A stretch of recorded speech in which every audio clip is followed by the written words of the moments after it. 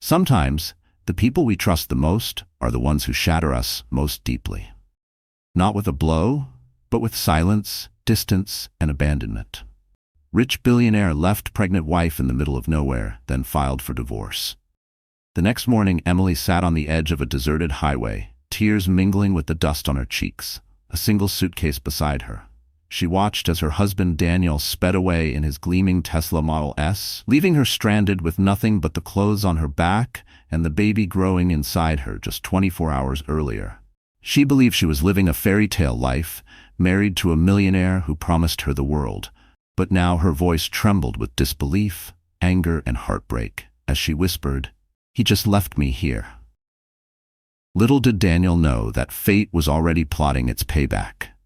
Emily had always believed in fairy tales, growing up in a small town in rural Montana. From a young age, she clung to the belief that love, once found, was unbreakable. She imagined that the right person could shield her from every storm, that promises spoken under fairy lights and wedding vows would be ironclad. The idea that someone she trusted so completely could betray her never even crossed her mind. To her, marriage was not a gamble, it was a sanctuary. She spent her childhood poring over glossy magazines, reading about glamorous celebrities and their whirlwind romances. In her mind, marriage was a sacred union of love and devotion, a partnership that would stand the test of time. When she first set eyes on Daniel Whitmore, an elegantly dressed stranger at her cousin's wedding in Bozeman, she had felt a spark of curiosity. He seemed so self-assured, wearing a charcoal gray suit and an expensive watch that glimmered in the afternoon sun. His smile held promises she couldn't decode yet, but something about him pulled her in.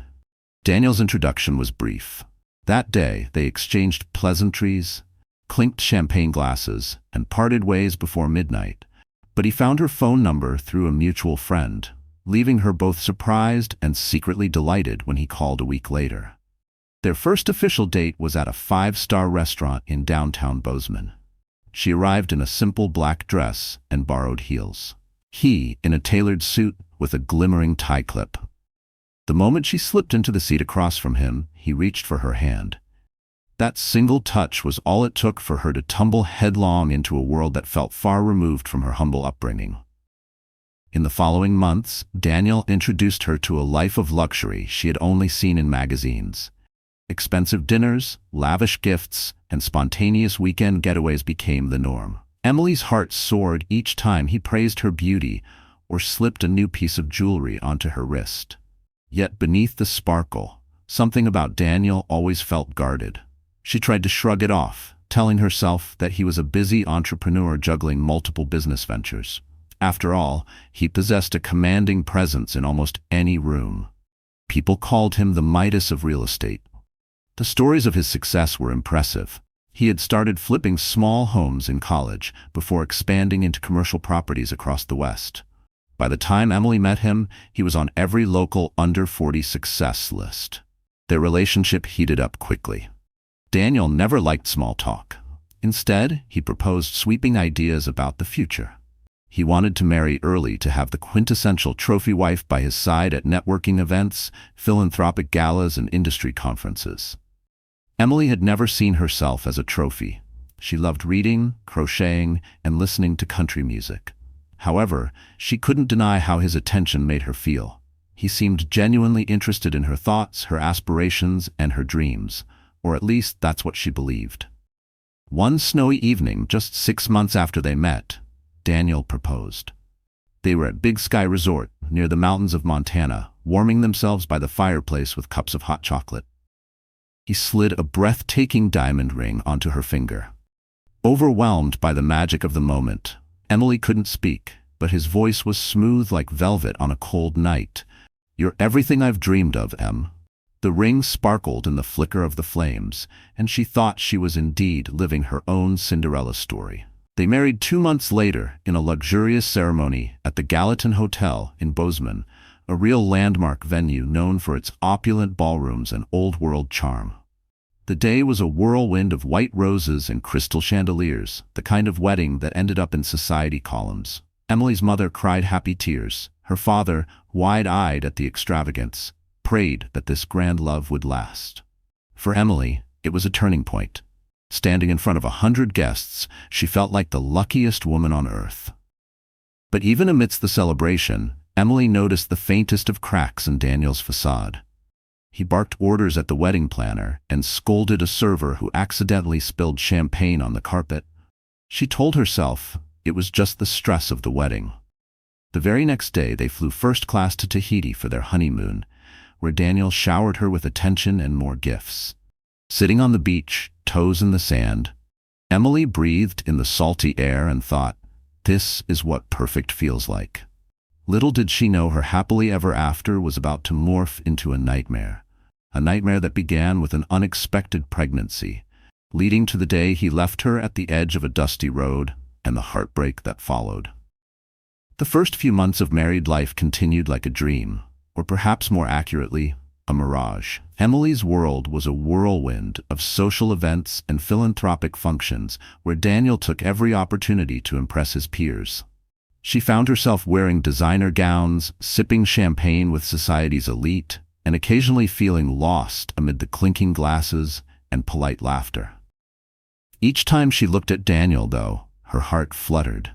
Despite a few snide remarks about her small-town roots, comments from Daniel's associates that he never outright refuted, she believed love would conquer all. But underneath the polished veneer, trouble brewed. Daniel's work hours grew longer, and the demands on Emily's time became equally pressing. He insisted that she attend certain charity balls, that she host dinner parties for potential business investors, and that she maintain a spotless image. She wasn't just Emily anymore. She felt she had become Mrs. Whitmore, a role that came with its own set of unspoken rules and expectations. There were days when she barely recognized the reflections staring back at her in the gilded mirrors of those grand events, always smiling, always poised, yet hollow inside. Deep down, a gnawing loneliness crept in, a feeling that she was losing herself piece by piece, traded for the perfect image Daniel demanded. And sometimes, alone in the bathroom after another gala, she'd wonder if the people whispering about her were right. If she really was just a girl from nowhere, clinging to a life she never belonged to. At first, she tried to comply wholeheartedly, wanting to be the perfect partner. She spent hours perfecting table settings, learning which wine paired best with salmon, and studying the names of his business associates so as not to slip up at a soiree. A few close friends from Emily's old life worried that she was losing her sense of self. They noticed how she no longer called, how her once lively voice grew cautious. When her childhood best friend, Olivia, visited one weekend, she couldn't help but voice her concerns. "What happened to you, Em? You used to sing off-key and dance barefoot. Now you're wearing 5-inch heels and forced smiles." Emily tried to brush it off. "I'm happy," she said, plastering on a smile she'd perfected for camera flashes. "Daniel is amazing. We have everything we need." But her tone wavered, and Olivia noticed. 1 month after her friend's visit, Emily discovered she was pregnant. She found out by chance, in a rush of morning nausea that wouldn't go away. Sitting in the pristine, marble-floored bathroom of their Beverly Hills penthouse, one of Daniel's latest property investments at Huntington, she stared at the positive test in disbelief. Her heart raced, torn between excitement and a gnawing fear. She recalled how Daniel had once mentioned he wasn't certain about wanting children just yet, but that was a vague comment. Her mind spun with questions. Would he be thrilled? Would he be angry? Would the child finally bring them closer, weaving back the tattered edges of their love, or tear them apart completely? She broke the news to him that evening. Daniel was seated at his gleaming mahogany desk, poring over financial reports. Placing the test on the edge of the desk, her hands trembled. "Daniel," she said softly, "I'm pregnant." He blinked, his expression momentarily blank, then closed his laptop with forced composure. He took a sharp breath. How far along?" "About 6 weeks," she replied, voice quivering with uncertainty. He stood up, paced back and forth across the plush carpet, then finally turned to face her. "Emily, this changes everything," he said, his voice tighter than usual. "I have major deals in the pipeline, massive expansions. A baby wasn't in my immediate plans." She felt a pang in her chest, but still tried to remain calm. "We'll figure it out together, right?" she asked, searching his face for a sign of empathy. He hesitated a moment too long. "Yes," he finally said, crossing the room to hold her shoulders. It's just, this is unexpected. We'll talk more in the morning. That night, Emily lay in bed, tears pooling at the corners of her eyes. Daniel remained stone still beside her, as if carefully measuring his every breath. She listened for any sign of reassurance, a soft whisper, a comforting hand, but received nothing. Over the next few days, he became distant and irritable, even though he insisted on taking her to her first prenatal appointment. She could sense his anxiety. His phone buzzed incessantly during the ultrasound. When the doctor asked if he wanted to hear the baby's heartbeat, Daniel gave a polite nod. But his gaze was anchored to the screen of his phone, texting a business partner about an upcoming deal. Still, Emily hoped. After all, she had grown up believing that families stick together, that love endures. She imagined him softening over time, maybe placing a protective hand on her belly at night, reading parenting books with her, picking out cribs and baby clothes. Yet each day his distance grew, and his frustration at her rapidly changing body was thinly veiled. Sometimes he made comments about how she should be careful not to gain too much weight, or how being a mother might affect her ability to accompany him to important events. They began to argue, small disagreements at first that escalated into full-blown fights. One night after attending a real estate conference in San Francisco, Daniel accused her of ruining everything by announcing her pregnancy to an investor's wife. Emily, wounded, reminded him that they were married and that the baby was their collective future.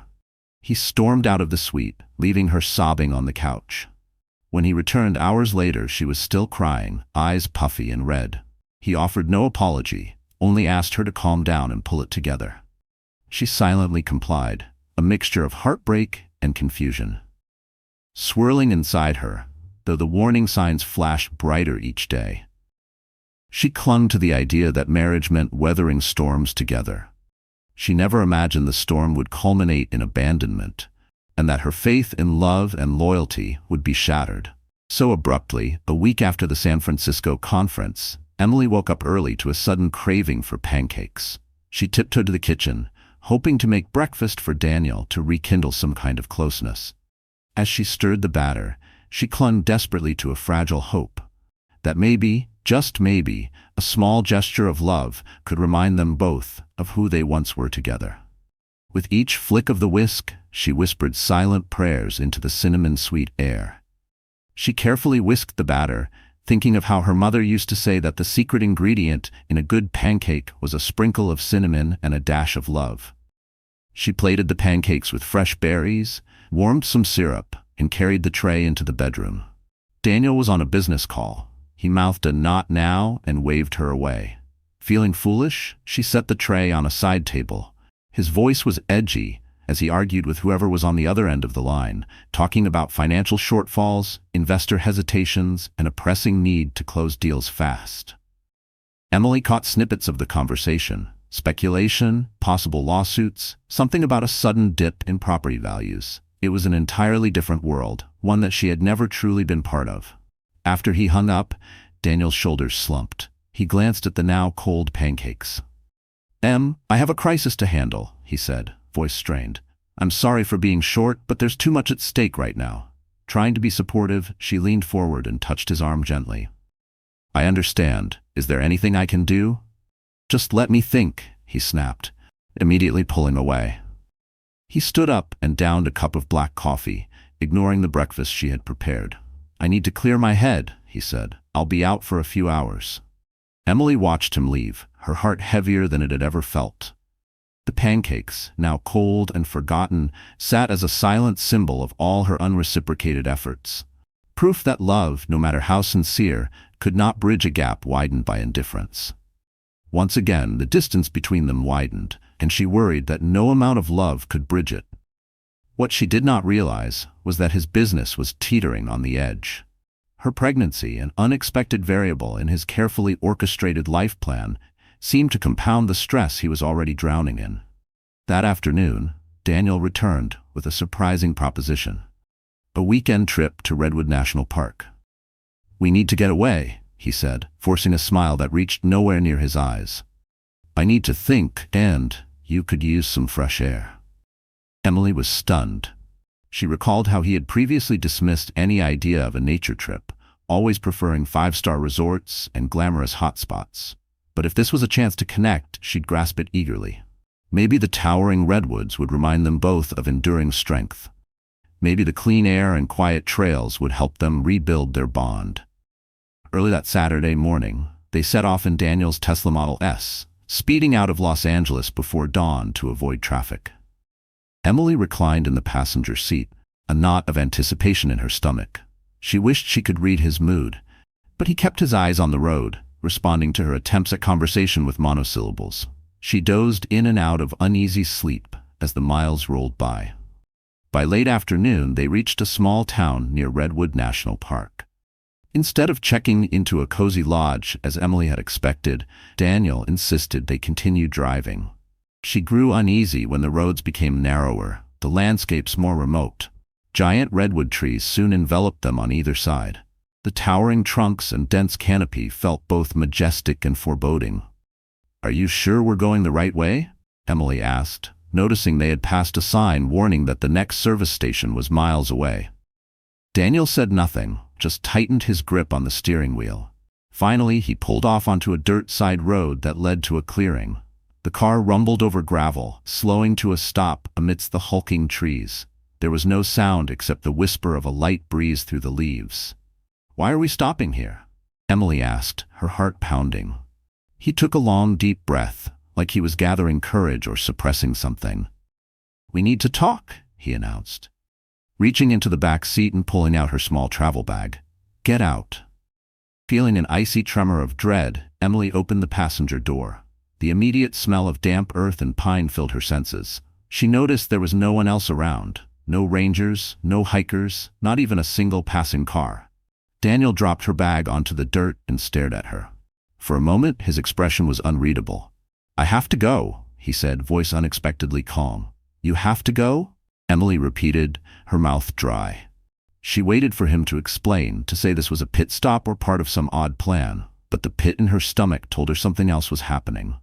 Without looking at her, Daniel slid back into the driver's seat and revved the engine. Panic roiled inside Emily. "Daniel, what are you doing?" she shouted, stepping toward the car. "Stop!" But he pressed the accelerator. The tires kicked up gravel. She jumped back to avoid being hit, her eyes stung with tears, and her pulse thundered in her ears. Within seconds, the Tesla vanished around the curve of the dirt road, leaving behind a cloud of dust that stung her nostrils.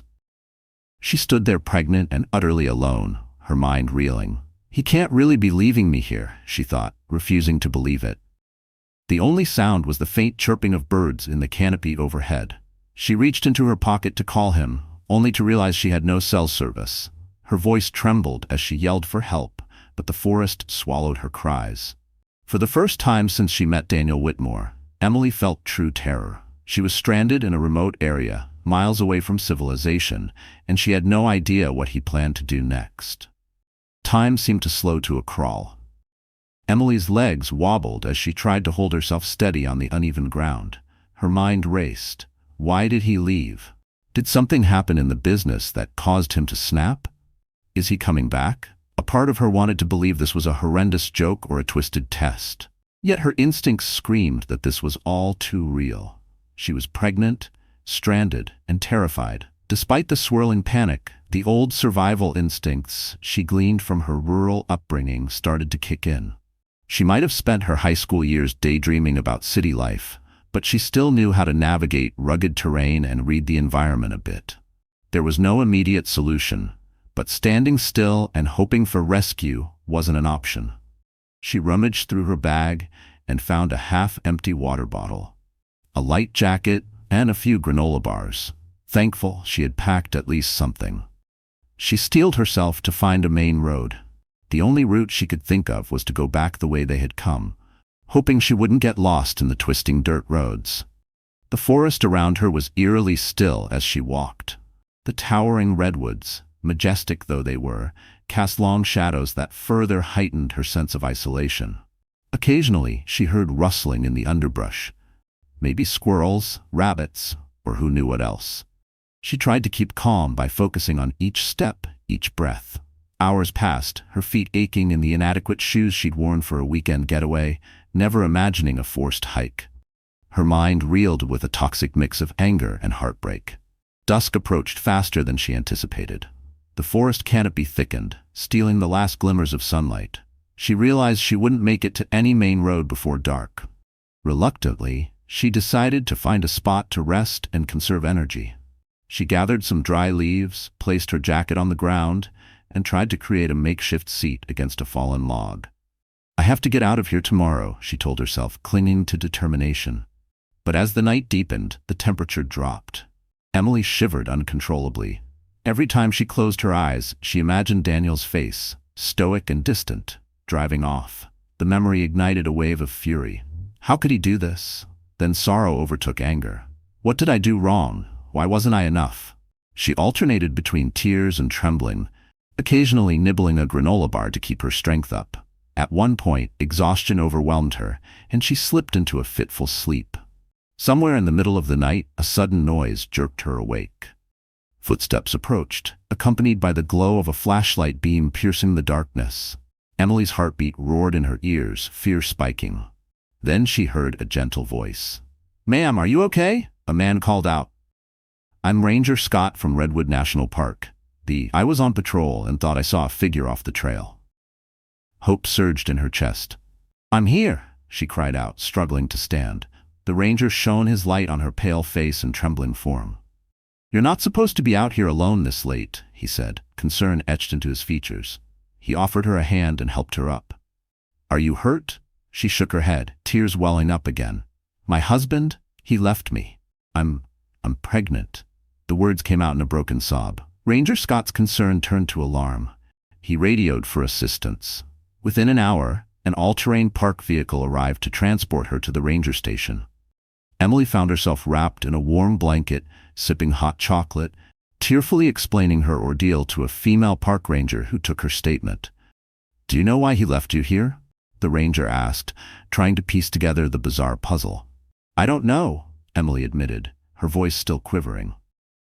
"He's been stressed about his business. He barely talked the entire drive." She paused, eyes hollow. "One moment we were driving, then he just told me to get out, and he drove off." They urged her to check into a nearby medical facility for a proper checkup, considering she was pregnant. The worry about potential dehydration or complications lingered.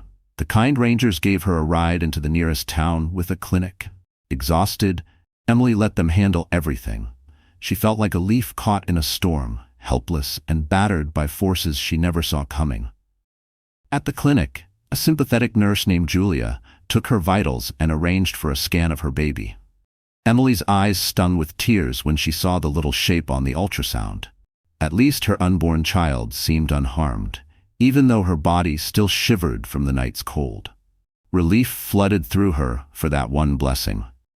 While waiting in the lobby after the exam, Emily borrowed a phone from the receptionist and tried calling Daniel. No answer.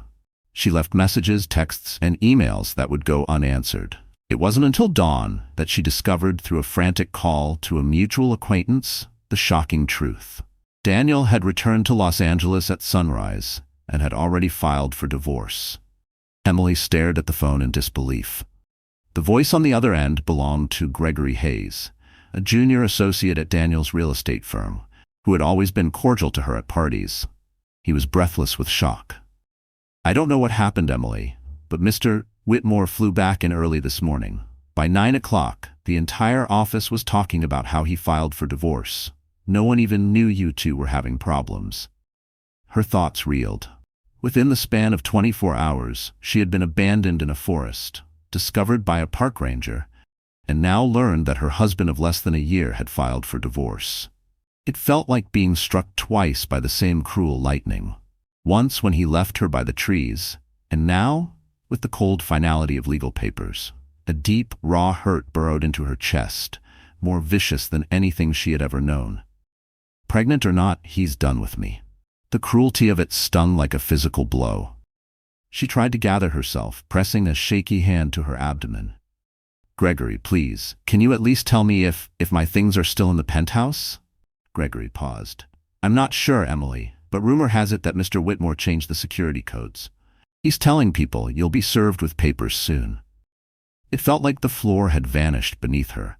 She realized she had no home to go back to, no stable ground. But overshadowing her personal loss was the fear for the baby. She pressed her hand to her belly, whispering, "I have you, and that's what matters." The kind staff at the clinic helped arrange a motel room for her in the nearest town. Courtesy of a small voucher program the hospital ran for patients in need. The accommodations were modest, a single bed, a worn armchair, and a flickering TV. But after the night she'd had, it felt like a palace. She collapsed onto the bed, exhaustion claiming her. If not for her baby's presence, she might have sunk into a dark, bottomless despair. Even as she curled up on the thin mattress, a part of her wanted to scream into the darkness, to rage against the unfairness of it all. But the weight of the tiny heartbeat within her anchored her to this new reality. She reached for her phone once, thinking of calling her mother. But shame crept in. What would she say? That her fairy tale life was a lie? That she'd ignored the warnings, the red flags, just to wear the crown of someone else's kingdom? Her thumb hovered over the call button, then slowly fell away. Not tonight. Not like this. She had to survive for this child. By the next morning, word had spread about her predicament. Rumors started swirling, even in Redwood National Park's tight-knit neighboring communities. A local news reporter caught wind of the story, though not all the details were accurate. Someone had spotted a wealthy man in a fancy electric car driving at breakneck speed away from the park. Another local had seen the park rangers escort a distressed pregnant woman to a clinic. The puzzle was too tantalizing for the gossip mill to ignore. Emily cringed at the thought of her shame becoming a local spectacle. Still, she had no time to dwell on embarrassment. She needed legal counsel fast. She called every number she could think of. The first few lawyers she reached wanted retainers she couldn't afford.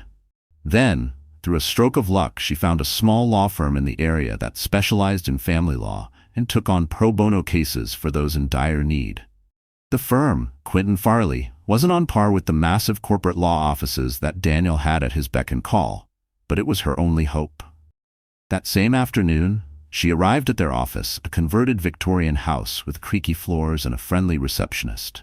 There, she met Harriet Quintance, a silver-haired, soft-spoken attorney with eyes that radiated kindness but also intelligence. "So you're telling me," Harriet began after hearing a summary of Emily's plight, "he abandoned you in the forest and filed for divorce immediately after?" "Yes," Emily croaked, tears threatening to spill. "I don't know where else to turn." Harriet's eyebrows furrowed. "This is highly unusual, not to mention morally reprehensible. We can certainly file for a protective order, demand spousal support, and ensure you receive what you're entitled to, especially considering you're pregnant." Emily felt a surge of gratitude. Finally, she had a lifeline. But Harriet wasn't done. She leaned back in her chair, tapping her pen thoughtfully. "Do you have any assets in your name? Any property or joint accounts?" Embarrassment twisted Emily's stomach. "Not really. Everything is in Daniel's name," she admitted. "He controlled all the finances. The credit card I have is a secondary card on his account, and I'm sure he's canceled it by now." Harriet offered a sympathetic sigh. "We'll do everything we can legally, and I suggest you gather any evidence you have of his behavior. Texts, emails, anything that shows his intentions or his abandonment. In the meantime, we'll file an emergency motion for support to ensure your medical bills are covered." In that moment, Emily realized how deeply she'd been controlled. She had no separate bank account, no property, no nest egg. All this time, she had believed she was cherished and protected. The realization cut deeper than betrayal. It revealed how much she had unknowingly surrendered in the name of love. But if she had to rebuild from nothing, she would. "How naive I've been," she thought. But she wouldn't give up. She had to fight, if not for herself, then for the tiny life growing inside her. When she left Quinton Farley, the sun was setting again. A gentle breeze rustled the leaves on the main street. Emily inhaled, feeling a new sense of purpose. She might be battered, but she wasn't broken. She was determined to stand her ground, no matter how wealthy and influential Daniel was. As she made her way back to the motel, she checked her phone. Still no messages from Daniel. No apologies, no explanations. but she was done searching for them. The day he drove away had been the day she realized she was on her own. Now she had a mission: to ensure justice for herself and her unborn child. A small ember of resolve sparked within her, burning away the remnants of helplessness. She wasn't just surviving anymore. She was preparing for battle, fueled by a fierce love she had never known until now. While Emily prepared to wage her battle in a small, unassuming motel room in Northern California, Daniel Whitmore was busy orchestrating his narrative in Los Angeles. He spun a story of marital discord, framing Emily as an opportunistic partner who had threatened his business dealings. Rumors circulated at gala events. She had allegedly tried to sabotage a critical real estate deal. She was unstable. The pregnancy had blindsided him. People exchanged hushed whispers in gilded ballrooms, sipping imported champagne while dissecting the drama. In that circle, image was everything, and Daniel's version of the story seemed to carry weight. One person, however, refused to swallow Daniel's account without question: Olivia, Emily's childhood friend. She had seen firsthand how much Emily adored Daniel. The abruptness of it all didn't sit right with her. Determined to uncover the truth, Olivia reached out to Gregory Hayes, the junior associate who had tipped Emily off. Over a furtive coffee meeting, Gregory confessed that the real estate empire Daniel boasted about was teetering on the brink of collapse. "He's leveraged up to his eyeballs," Gregory confided. "The new commercial properties he bought aren't generating the returns he projected. Investors are furious. Some are preparing to sue. He's in too deep." He paused, glancing around as if expecting to see Daniel appear out of nowhere. "I also heard rumors that he blames Emily for distracting him from closing critical deals. But that's just Daniel's twisted perspective. Honestly, none of this is her fault." Olivia felt her blood boil. She immediately tried to reach Emily but found her phone going straight to voicemail. Undeterred, she decided to travel to Redwood National Park to find her friend. Within 2 days, Olivia arrived at the little motel hauling a suitcase full of clothes, snacks, and moral support. When Emily opened the door and saw Olivia standing there, she threw her arms around her friend and wept. "It's okay, Em," Olivia whispered, rubbing her back. "I'm here now." They spent hours talking in that cramped motel room. Emily recounted the terror of being left in the forest and the crushing news of the divorce filing. Olivia shared what she had learned from Gregory. Together they began piecing together the puzzle: Daniel's crumbling financial empire, his sudden panic about fatherhood, and his willingness to throw Emily under the bus to save face or salvage what remained of his business. "He wants to paint you as the cause of his downfall," Olivia said, disgust evident in her tone. "But we're not going to let him." The next morning, Olivia accompanied Emily to a meeting at Quint and Farley. Harriet Quint listened intently as Olivia provided new insights into Daniel's financial troubles. The attorney's eyes gleamed with a mixture of surprise and vindication. "This changes the approach," Harriet said. "If we can establish that he's been misrepresenting assets or deflecting blame, we might have leverage to ensure Emily gets proper support, especially with a child on the way." Harriet wasted no time. She filed additional motions to scrutinize Daniel's finances, pushing for a formal investigation into any hidden assets or accounts. She also coordinated with local authorities to document Emily's abandonment.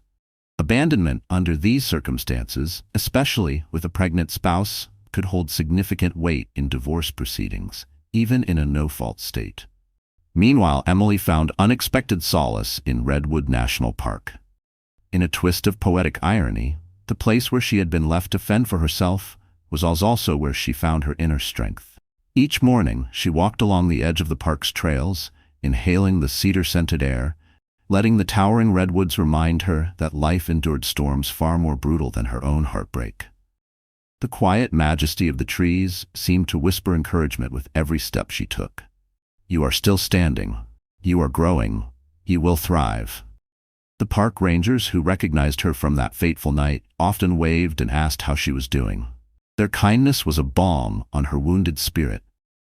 The pieces of her old life slipped away. She missed the penthouse, the lavish dinners, the sense of security, or what she had naively believed was security. Yet she also felt liberated. For the first time, she was forced to rely on her own resourcefulness. She learned to manage her finances carefully, using what little she had for prenatal vitamins and modest meals. She kept her credit card payments minimal, though she was sure Daniel had cut off most of her access by now. Even so, the emotional toll was enormous. On some nights, she woke up gasping from nightmares of being alone in the dark forest, calling out Daniel's name in vain.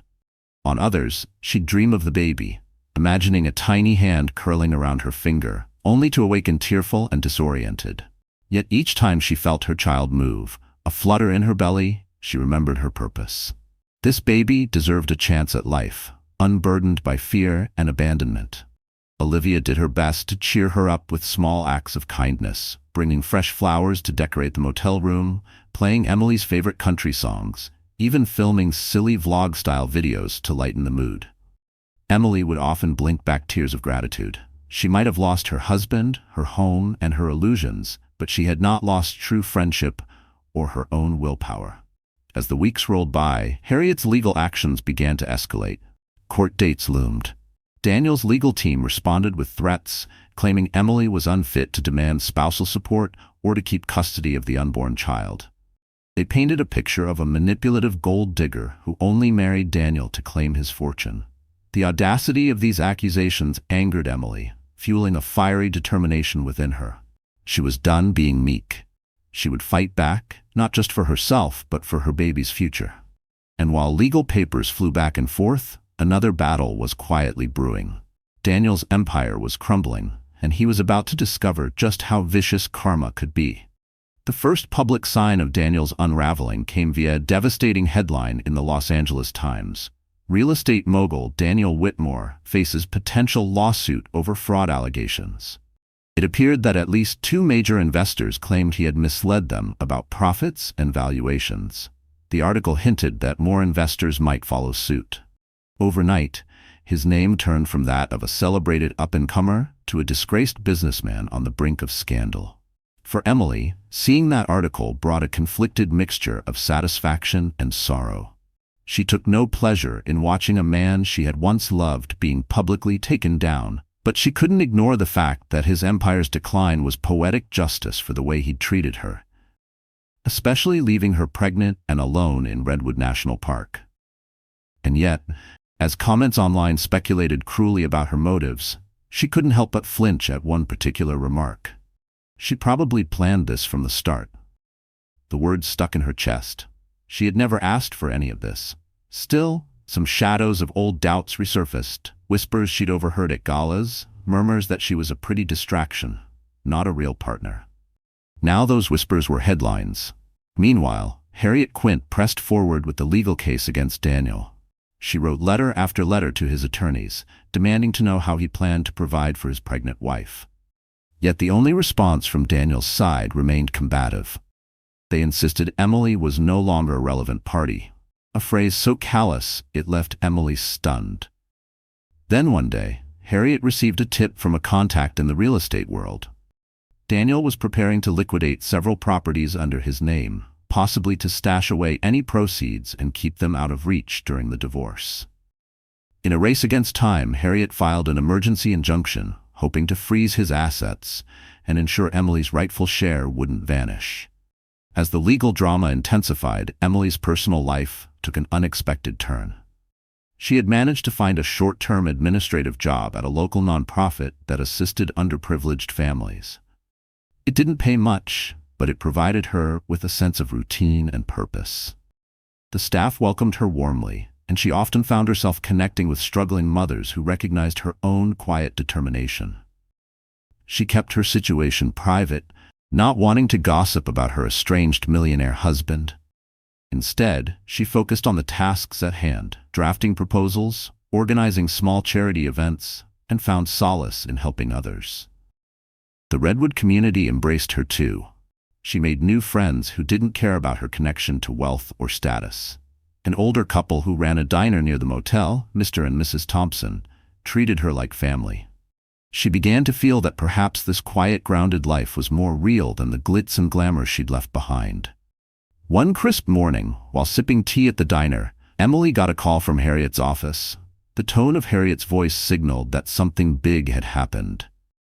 "He wants to propose a settlement," Harriet announced. "Daniel?" Emily asked, nearly dropping her cup. "Why now?" Harriet explained that Daniel's lawyers had reached out with a preliminary offer.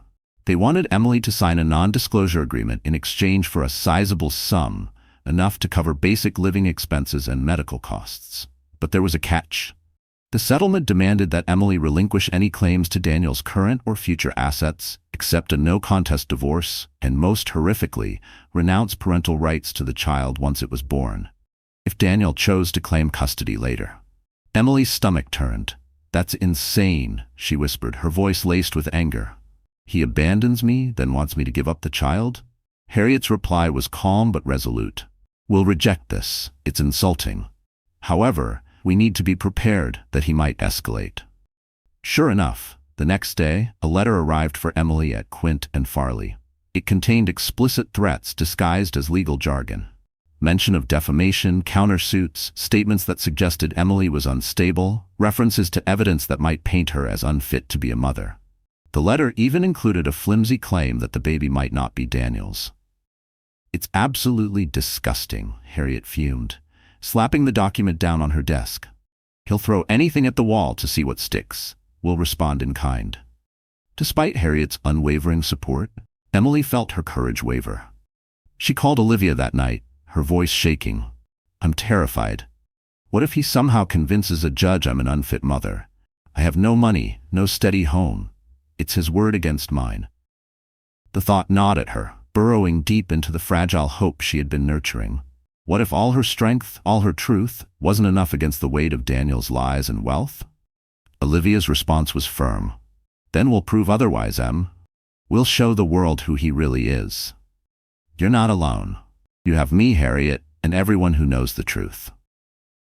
And so Emily took a deep breath, squared her shoulders, and prepared for the next round of the fight. She wasn't the same naive woman who had once believed in unconditional love without question. She had been tested, broken down, and forced to rebuild piece by piece. Now, every choice she made was for her child's future. As legal proceedings advanced, Daniel's downfall continued. The lawsuits against him multiplied, tarnishing his name further. High-profile associates started to distance themselves, refusing to stand by a man accused not only of fraud, but also of abandoning his pregnant wife. Ironically, the Redwood National Park fiasco had captured public attention, fueling a wave of online criticism. People who heard Emily's story labeled Daniel a heartless monster. A trending hashtag emerged on social media, "Stand by Emily," sparked by a local Redwood blogger who'd learned about her ordeal. News outlets picked up the hashtag, unleashing a torrent of negative PR on Daniel. Those who had once envied his success now reveled in his disgrace. And as each day passed, Emily grew stronger, nurtured by the quiet Redwood community, her unwavering friend Olivia, and the baby growing steadily inside her. Every kick, every flutter inside her was a reminder that she was fighting for two now, and losing was simply not an option. The storm raged on, but she no longer felt powerless. She was forging a new destiny, one that would soon collide with Daniel's in a final dramatic confrontation. As the court date neared for the preliminary divorce hearing, Emily found herself in a swirl of emotions. She sat in Quint and Farley's modest conference room, reviewing documents and statements. Each page was a reminder of the life she'd lost and the terrifying legal labyrinth she now navigated. Harriet guided her patiently, making sure she understood every detail before she signed off on testimonies or affidavits. The hearing would determine temporary spousal support, medical coverage, and set the stage for further proceedings. Most crucially, it would address the question of the unborn child's paternity and custody arrangements. On the morning of the hearing, Emily stood in front of the mirror in her motel room, smoothing the wrinkles of a second-hand black blazer and a flowing dress that concealed her growing bump. She inhaled slowly, reminding herself that she was no longer the timid girl following her husband's lead. She was here to protect her future and her babies. She whispered to her reflection, "This is not just for me, this is for us." Olivia drove her to the courthouse, offering quiet reassurances along the way. They arrived to find a small crowd of reporters hovering, cameras ready. "Miss Whitmore, do you have any statement? Is it true your husband left you in the wilderness? Are the fraud allegations connected to your divorce?" The questions flew in rapid succession, but Emily pressed her lips together and walked on, refusing to engage. Harriet had advised her to stay silent and let the legal work speak for itself. Inside, the courtroom was tense. Daniel sat at one table, flanked by two expensive lawyers who whispered furiously in his ear. He barely looked at Emily, his face fixed in a mask of stern indifference. Emily, for her part, felt a swell of nausea, not just from pregnancy, but from the heartbreak of seeing the man she'd once loved turned into a stranger. Harriet began by laying out the facts: Emily's pregnancy, her abandonment in Redwood National Park, and Daniel's immediate filing for divorce. She presented medical records confirming the pregnancy, the ranger's report detailing Emily's rescue, and the timeline that painted a stark picture of intentional desertion. Daniel's lawyers attempted to flip the narrative. They argued Emily was unpredictable, that she had threatened Daniel with baseless demands upon discovering she was pregnant. They even insinuated that the baby might not be Daniel's, calling into question Emily's fidelity. Harriet swiftly countered by pointing out that no evidence supported these claims. She added that such allegations were a transparent attempt to dodge responsibility. As the hearing went on, Daniel's mask cracked ever so slightly. He shot Emily glances that ranged from anger to desperation. At one point, he even seemed on the verge of speaking up himself, but his lawyers held him back. The judge, a stern woman with graying hair, listened intently to both sides. Then she leaned forward, eyes narrowed. "Mr. Whitmore, the claims against you are serious," she said. "Deserting a pregnant spouse in a remote location could be construed as endangerment. Until further investigation, I'm granting Miss Whitmore a temporary protective order. Also, Mr. Whitmore, you are required to cover her medical costs related to the pregnancy, as well as provide adequate spousal support until this matter is resolved. Is that understood?" A wave of relief and triumph surged through Emily, even though she kept her expression neutral. Inside, she clutched the moment like a lifeline, vowing never again to doubt her own worth. Daniel had no choice but to nod, his jaw tight. The judge signed off on the order and scheduled the next hearing for a few months later, closer to Emily's due date. After the gavel fell, reporters swarmed Emily once more, but Harriet and Olivia shielded her as they exited the courtroom. She caught a glimpse of Daniel across the lobby. Scowling as his lawyers fielded questions, there was something feral in his eyes, a caged beast losing control. Over the next few days, the media storm intensified. The Redwood abandonment story became a national headline. Billionaire leaves pregnant wife in forest. Judge orders support. Emily felt an odd dissonance, seeing her private tragedy plastered across tabloids. But she also recognized that the tide of public opinion had turned overwhelmingly in her favor. People were horrified by Daniel's actions, and every new detail that emerged from the lawsuits against him only fueled the uproar. Former business partners came forward with more accusations of shady dealings, mismanagement, and unethical practices. The once dazzling empire of Daniel Whitmore was swiftly turning to ash. Emily tried to focus on her own future, leaning into her job at the nonprofit and preparing for motherhood. She was offered a more stable position, coordinating events and donor relations. Working there let her see how resilient people could be under dire circumstances, reminding her that her own situation, as harrowing as it was, could be overcome with courage and the support of others. That realization spurred her to start a personal journal documenting her transformation. She wrote down the night in Redwood National Park, the fear she felt, and the fierce love she already had for her unborn baby. She chronicled her legal battles, her anxieties about public scrutiny, and the small victories that kept her going. Still, at times, she couldn't silence the echo of her past life.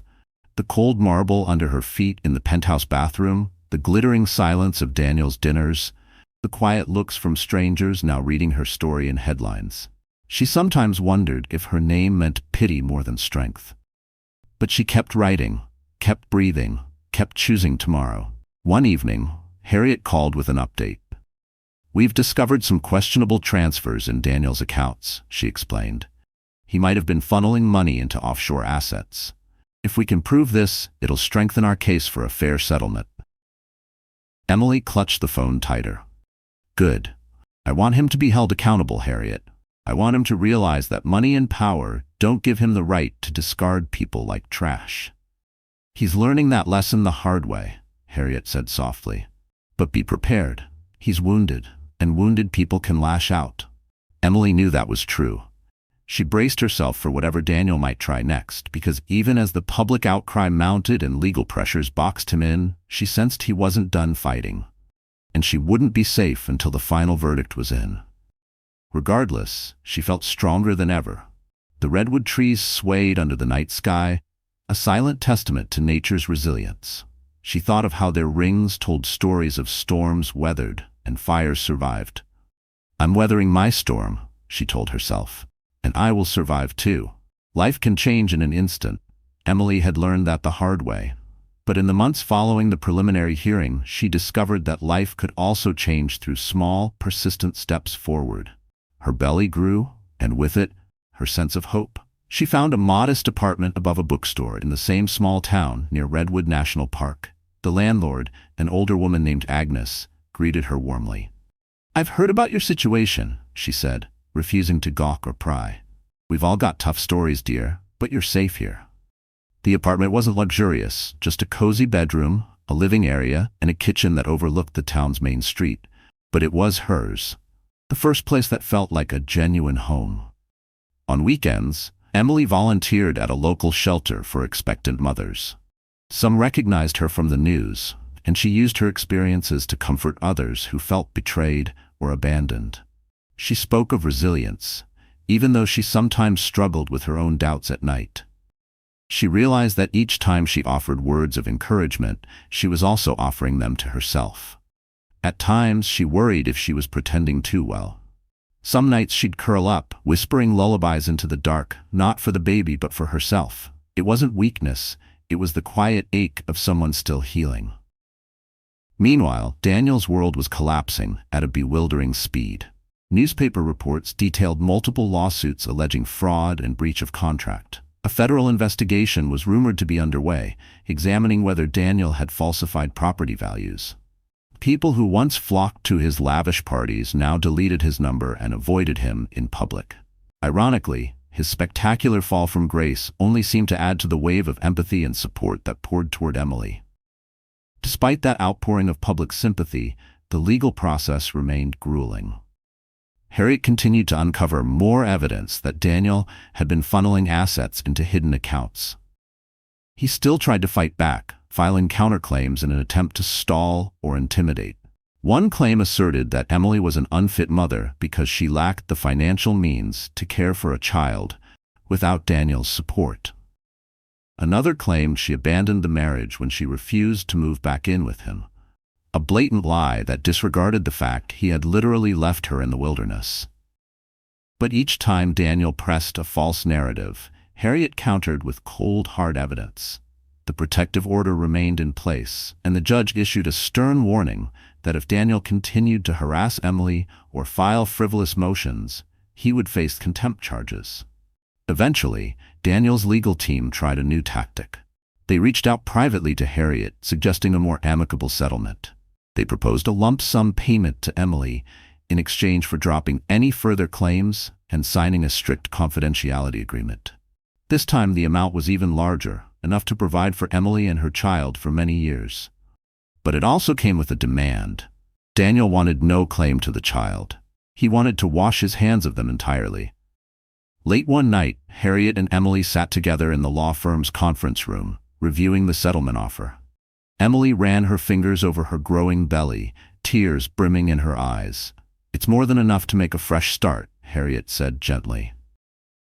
But it also means relinquishing the right to pursue him for child support later. If you sign this, you're effectively cutting him out of your life forever and your child's life as well. Emily stared at the papers.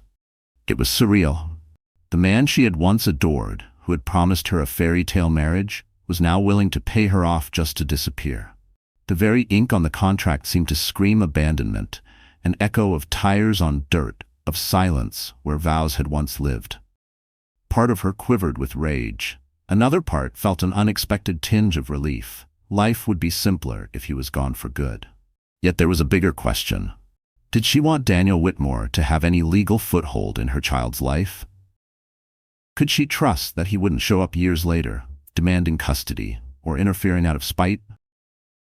And even if he never cared to be a father, would her child one day question why they were cut off from half their family? "I don't want his money," Emily whispered finally, her voice trembling with conviction. "I only want enough to ensure my baby is cared for. But I'm terrified he'll hurt us in the future if he has any legal claim." Harriet pressed her lips together. "We can negotiate. The courts tend to favor the mother in a situation like this, especially given his abandonment. If you want to ensure he has no involvement, we can pursue that route. But you're entitled to the financial support, Emily. You can't just walk away with nothing." She nodded, tears sliding down her cheeks. "I'll take what's fair," she said. "But I won't sign away my child's right to know the truth. If they grow up and want to find him, I can't be the one who stood in the way. That's my final say. No more hush money." Harriet nodded, respect clear in her gaze. "We'll proceed. And if he really wants to sign away parental rights, let him do so under the court's supervision, not through hush money." That night, Emily prayed for strength. She prayed for her child, that they would never feel the sting of abandonment. And, ironically, she prayed for Daniel too, that one day he might see the error of his ways. But she would not beg him to change. She was done with illusions. The next week, Harriet sent a counter-proposal to Daniel's team, stating that Emily would accept a fair settlement, one that included consistent child support unless Daniel legally and publicly relinquished parental rights through due process. No confidentiality agreement. No hush money. Take it or leave it. Days turned to weeks with no immediate response. Emily didn't hold her breath. She continued preparing for the baby, setting up a small crib by the window of her new apartment, crocheting tiny blankets with yarn donated by local mothers. Each stitch was a quiet rebellion against the destruction Daniel had tried to leave behind. She was building something whole, something sacred, one thread at a time. She was building a new life from the remnants of her old one, determined to create a safe haven no matter what storms still raged outside. Karma arrived for Daniel Whitmore with quiet inevitability. His once prized real estate empire buckled under a flurry of lawsuits and allegations of fraud. Investors withdrew their money. Federal investigators froze his accounts, and the media hammered away at his reputation. The man who had abandoned his pregnant wife in the wilderness now found himself abandoned by nearly everyone he once counted on. Meanwhile, Emily entered her third trimester with cautious optimism.